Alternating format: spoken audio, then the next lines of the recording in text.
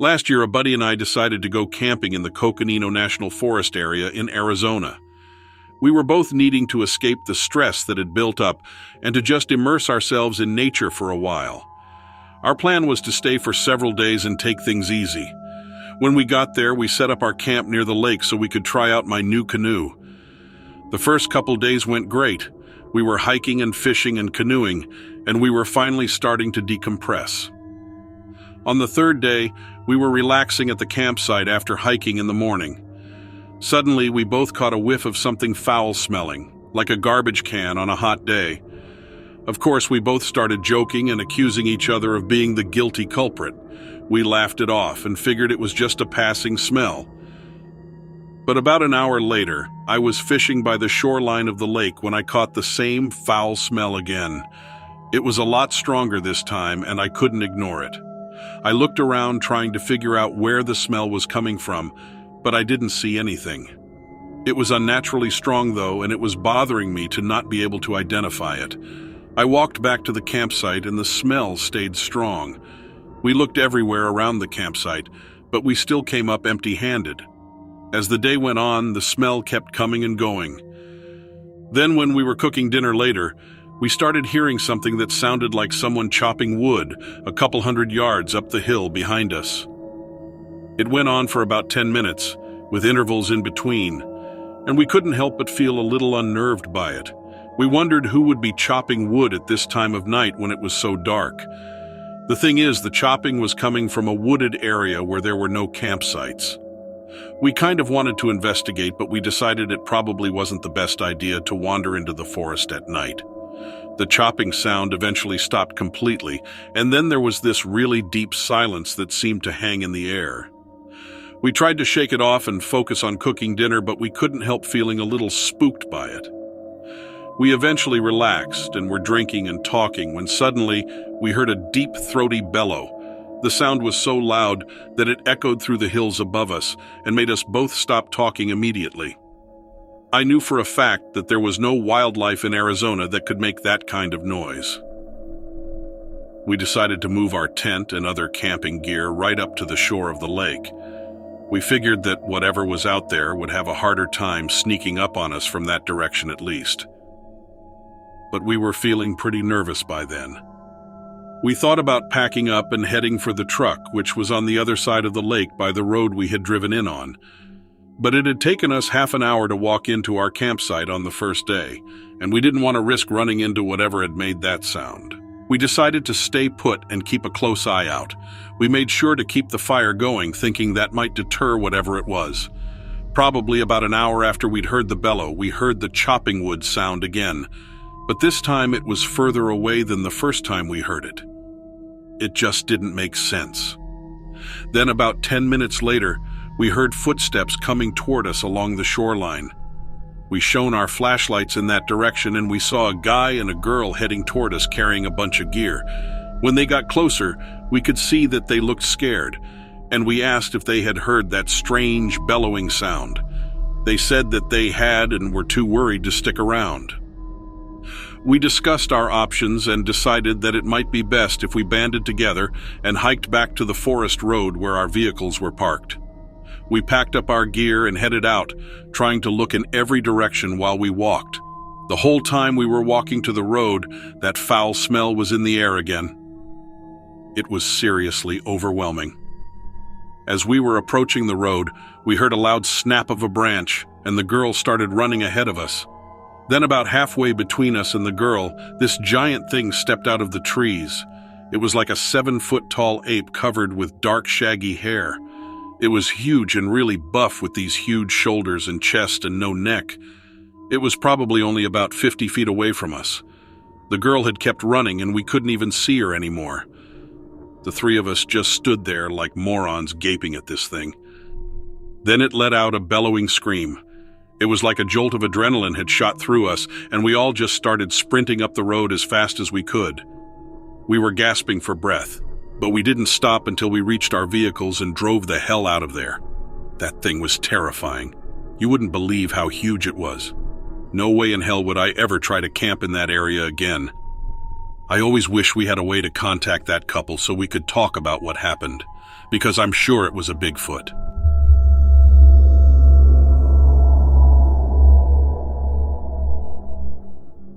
I'm a cop and I usually get put on the night shift with my partner, Jack.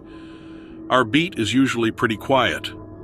Sometimes we'll get a domestic disturbance or have to bust some kid's party, but in general, our neighborhood doesn't give us much to do. We had another heat wave this summer. People had their AC on full blast, basically from the end of April onward, and would short out their power. And most of the people in this neighborhood are seniors. We got a lot of calls asking us to escort people to the hospital for heat stroke. It was actually worse at night because people just couldn't cool down. One of those calls was for this lady, Miss Thurmond. She's been retired for years, and she lives with her son. But he was out of town on a business trip. He hadn't heard from her in a few days and asked us to check on her one night. Miss Thurmond didn't answer the door, but I could hear the TV on inside. Jack and I circled around the back and hopped the fence. Once we were in her yard, I could see that she was in the kitchen. From the window, it sounded like she was talking to someone in the other room, but I couldn't make out the words. I knocked on the back door and asked her to let us in.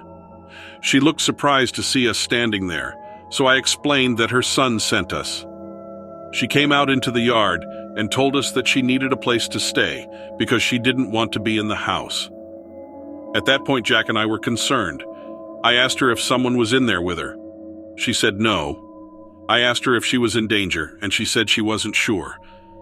That just made us more confused. She told us that she had been seeing things over the past couple of weeks. Doors opening and closing by themselves, footsteps in the attic, that sort of thing. When she went to sleep, she felt like someone was standing over her. She said she didn't tell her son about it because she didn't want him to think she was crazy. We didn't know what to say to that. If it was anyone else, I would have thought they were joking, but Miss Thurmond wasn't like that. And I'm thinking, all right, she's almost 80 years old. She's not used to being alone. Maybe she just worked herself up. Jack and I asked her if we could go in the house and take a look around. I told her that we'd stay with her while she packed an overnight bag.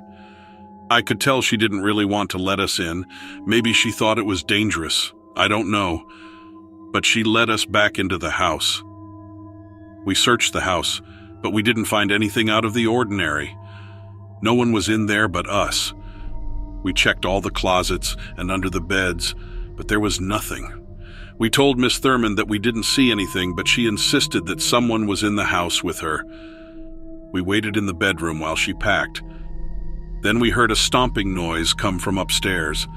It sounded like someone was jumping up and down in the attic.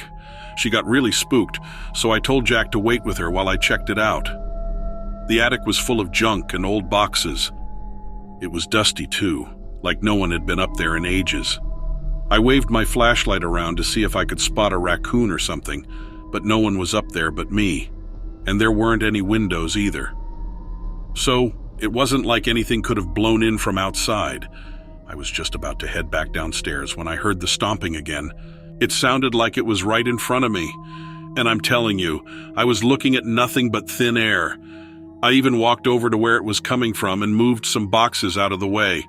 Every time I went forward, the stomping jumped back, like whatever it was had to keep moving backwards so that we wouldn't be on top of each other. I didn't know what to tell Miss Thurmond or my partner. I didn't have an explanation for what I was hearing, and I had to believe my own two eyes, even if it didn't make sense. I knew she hadn't been wrong, but I didn't know if confirming Miss Thurmond's fears would be good for her. So I went back downstairs and told Jack to check the attic. If he didn't have the same experience as me, I figured I could write it all off. I got Miss Thurmond out of the house and set her up with her neighbor a few blocks down. When I got back to the house, Jack was standing outside. He said he had something to tell me and that he didn't want me to laugh. That's how I knew we'd heard the same thing. We weren't really sure what to do. It's not like we could do a stakeout and hope the ghost showed itself. We weren't even sure it was a ghost. I called Miss Thurmond's son to let him know his mom was fine and we got out of there. Anyway, that was this summer. I check in on Miss Thurmond every so often and she says she's still hearing things. Her son has started to hear and see things too. They're debating whether to sell the house or not. I think I would.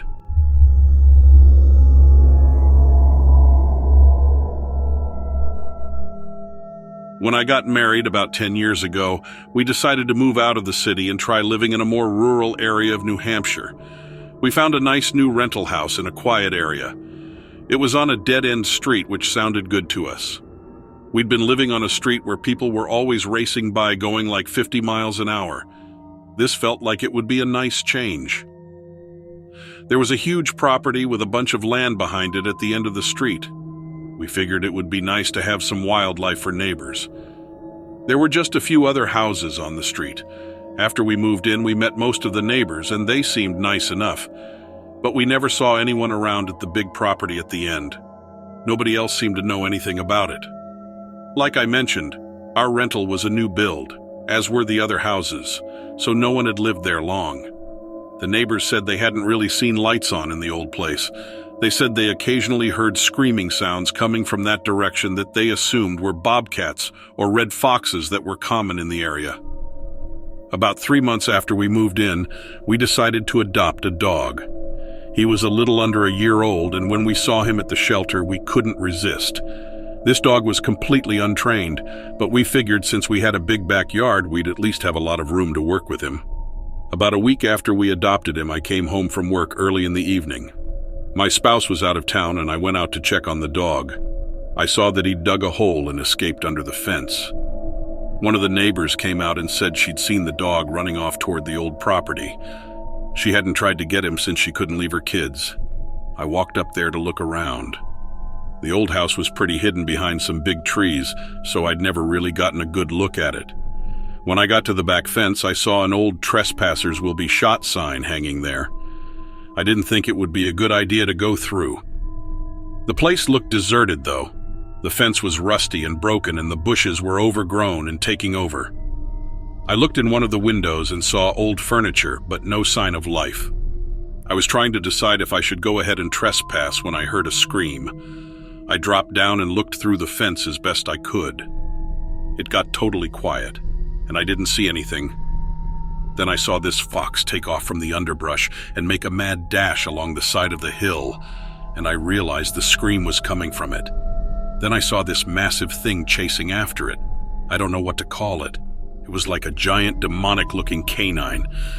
It had like a huge mane of fur around its neck and was snarling like crazy, chasing this fox.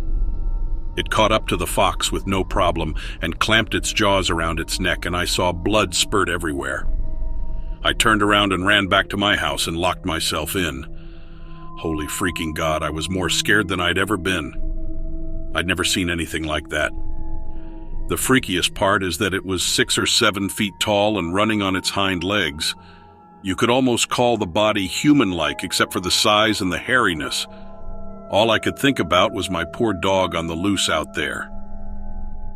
When I calmed down, I went to see which neighbors were home so I could warn them. The ones I talked to thought it must have been a bear I saw, since that was the only large animal known to be in that area. I assured them it wasn't a bear, but what could I say? I had no name for the thing I'd seen. I felt obligated to let everybody know. I knocked on the door of the last house, and this gnarly, sunburnt old guy answered and tells me he's seen that dog. I assumed he meant my dog, but came to find out he was talking about the giant thing that attacked the fox. I just stared at him and explained again what I saw, and that it was no dog. He led me into the house and got a notebook off a shelf and turned to a drawing.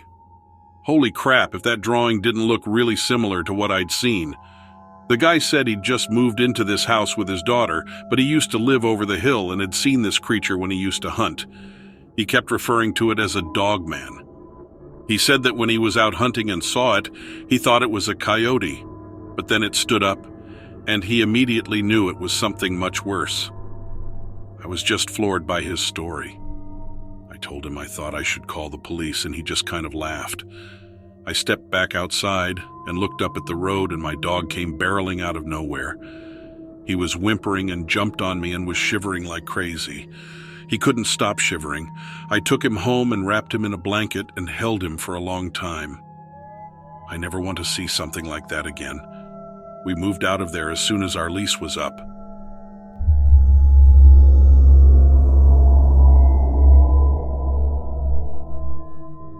Camping is a big part of my life. I'm a Jersey boy not far from Trenton, so most of my life is a congested mess of traffic on the Garden State Parkway and stoplights as far as the eye can see. I love the city life, but it gets crowded. I need to recharge my batteries every now and then. Going out in the woods by myself is the perfect form of therapy. My family used to think it was weird that I would go camping alone, but over the years they have just accepted it as one of my many quirks. I've even taken my younger siblings out with me, but it never stuck. They'd rather stay home and play video games. No one else in my family is into the outdoors. They are born and bred city people. I was exposed to the outdoors after watching a documentary on Yellowstone. Since then, I've had an intense interest in the wild. Few people realize that Jersey actually has a lot to offer in terms of nature. The Pine Barrens is a huge tract of wilderness that is seldom explored. Whenever the city is getting to me and I don't have time or the funds to plan an elaborate wilderness excursion, I run to the Pine Barrens. I typically go every few weeks and I explore a different section each visit. I have a very detailed map of the area, and I mark off each section that I've camped in and hiked through. I was planning on stepping foot on every inch of ground in the park, but now I think I've seen enough. My last trip to the Pines started off as it normally did. I was in the southern part of the Pines called Wharton State Forest. It was a favorite of mine because it is one of the biggest continuous sections of wilderness in the state of New Jersey. The hike-in was beautiful, and my first night I slept soundly with no issues. I made good time getting to my first campsite, so I decided to hike further into the forest and stay another night before making my way back the following morning. There are some great wilderness campgrounds in Wharton that are only accessible by kayak. I rented one from the recreational grounds and paddled out to the less traveled parts of the forest. It's a beautiful area with all kinds of interesting wildlife, but as I approached the riverbank, I felt like something malicious was watching me from the underbrush. At the time, I thought I was being stupid.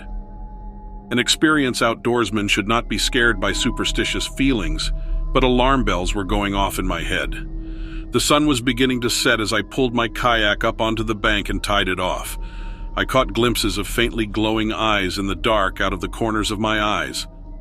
I laughed at myself for being paranoid. I thought my mind was playing tricks on me. It wasn't. It was warm, but I opted to set up my full tent instead of just a tarp. My nerves were on edge and I slept uneasily. I couldn't put a finger on why I was so anxious. Then I realized the forest was utterly silent. No hum of bugs or chirping crickets. I poked my head out of my tent to see if I could hear anything. A hot, dry wind prickled the skin on my face and the smell of sulfur hit my nose.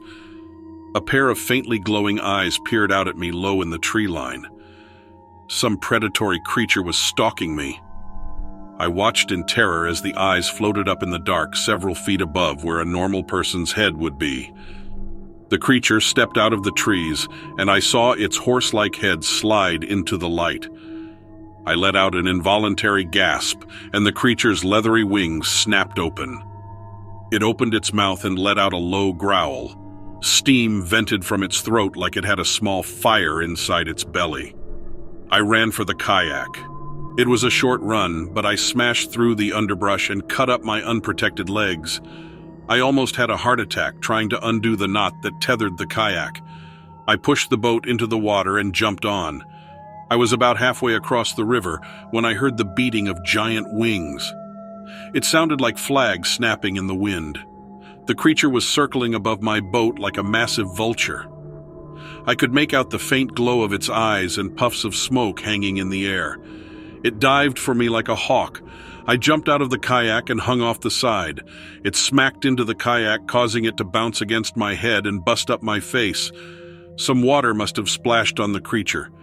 I heard a sizzle like water on a hot pan and a high-pitched screech from the creature. It beat its wings and went back to circling me in the sky. I was halfway across the river and decided I was better off swimming the rest of the way. There was very little current, so I made it to the opposite riverbank without trouble. I knew the creature did not like water, so I used the rope for tethering the kayak to tie myself to some tree roots at the edge of the water. I finally relaxed and kept just my head out of the water. The creature landed on a tree above me. I couldn't see it, but the sulfur smell and hot, dry air hung around for several hours. Eventually, I heard the snapping of wings, and whatever it was flew off. I have never been more relieved in my life. I made it back to the more populated area of the park, and some nice hikers gave me a spare set of clothes. I told them my canoe got overturned on the river when they asked what happened. I didn't think anyone would believe what happened to me.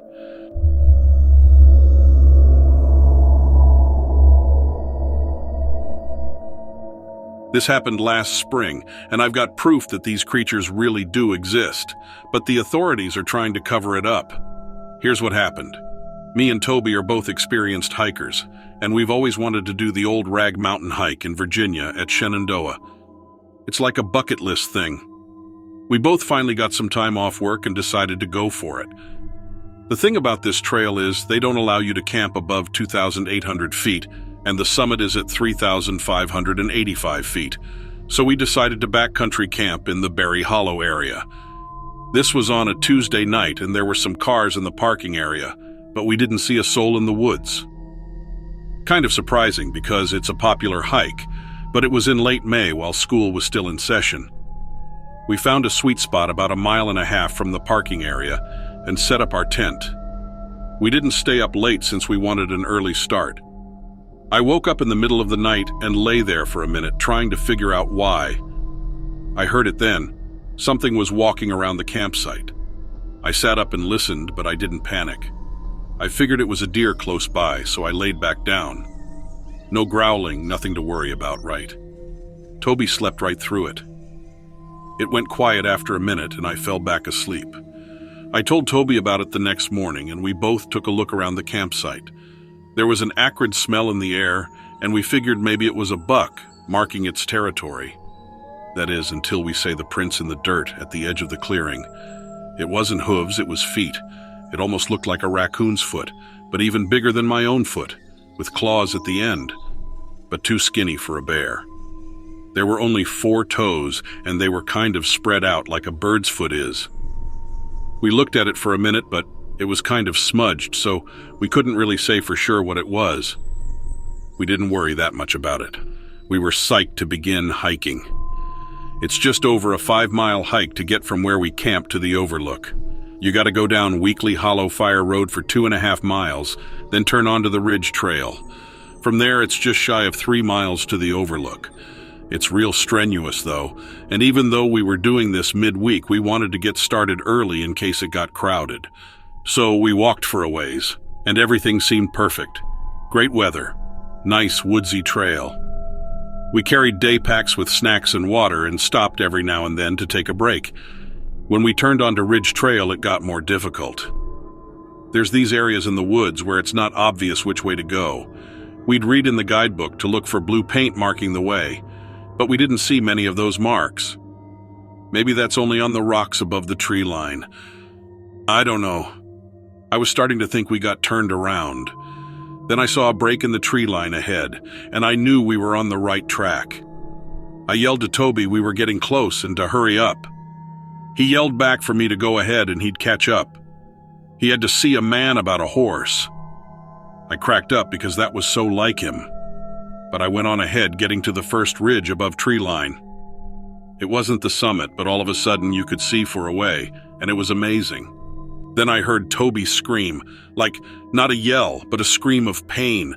I ran back as fast as I could, yelling his name, looking back and forth on both sides of the trail, totally panicking. I saw his blue jacket through the brush off the side of the trail and ran to him. He was on the ground. He was bleeding and his jacket was all ripped. He was alive though, thank God. I thought it must have been a bear, and the hair on the back of my neck was all standing up as I yelled for help. Toby opened his eyes, and I could tell he was in pain. The blood wasn't spurting out, but it was slowly seeping, and I pushed away his jacket to look. He had a huge claw mark going down from his shoulder, across his pecs of the left. I yelled for help again and fished a windbreaker out of my pack, pressing it to the wound.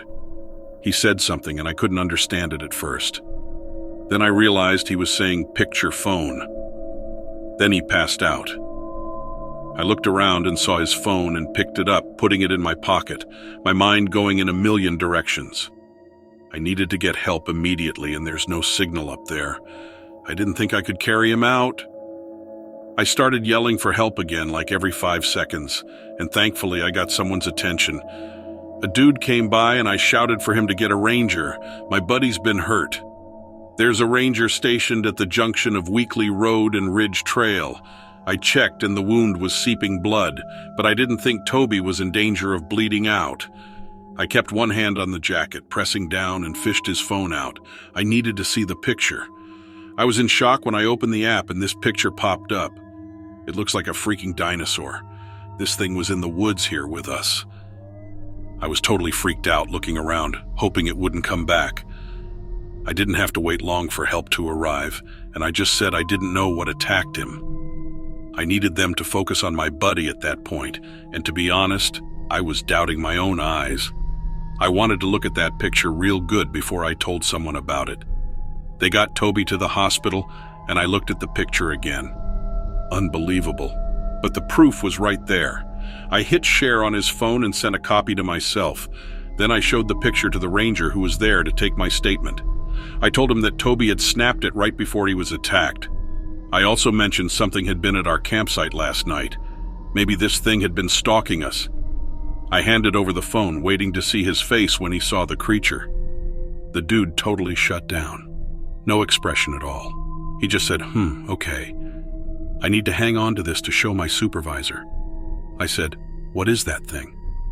And he just said they would investigate. Toby's okay. The biggest concern was infection, but they took good care of him. But you know what? The authorities somehow misplaced his phone. Yeah, of course they did. The official report says my buddy was attacked by a bear. It was a cover-up, plain and simple. I bet he already knew about that creature. And now you guys do too.